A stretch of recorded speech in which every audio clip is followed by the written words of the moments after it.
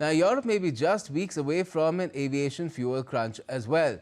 The International Energy Agency has warned jet fuel supplies could run out in as little as 6 weeks, as the EU races to avert disruptions to air travel. For more, let's turn to DW's Chiponda Chimbelu, joining us from Berlin. Hi Chiponda, good afternoon. What is known about the EU's plan to address this looming jet fuel shortage? Thanks for having me. Brussels is planning new measures to shore up jet fuel supplies across the bloc, and that's according to Reuters, which cites a draft report and EU officials. Now, as early as next month, the EU will begin mapping refinery capacity across the bloc. The European Union's plans are said to include ensuring the existing refining capacity is fully used and maintained. And separate measures focused specifically on jet fuel supplies are also being developed, but those could take longer to be finalized. Now, the European Commission has not yet commented, but the plans are expected to be published on April 22nd.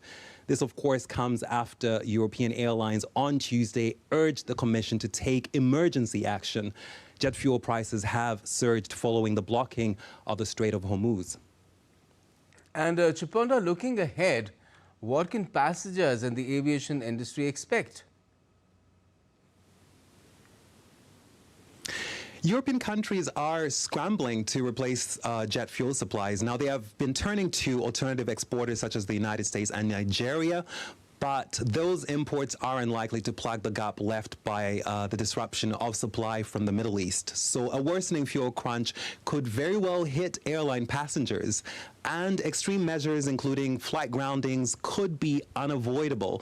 The International Energy Agency has said, did say earlier this month, that many European refiners are already operating at full capacity to produce jet fuel.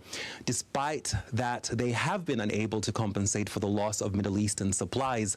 So the likelihood of disruption to travel during the peak summer holiday season is, of course, increasing. And the outlook may not improve anytime soon. Now, IATA says it could take weeks for traffic through the Strait of Hormuz to return to normal. That's even if hostilities in the Middle East cease. And that is, of course, bad news for anyone here in Europe still planning to book flights for the summer holiday. Yes, certainly. And this is despite the fact that people in any case have started flying less because it's become more expensive to fly. Thanks a lot for joining us for the moment. Chiponda Chimbelu from Berlin.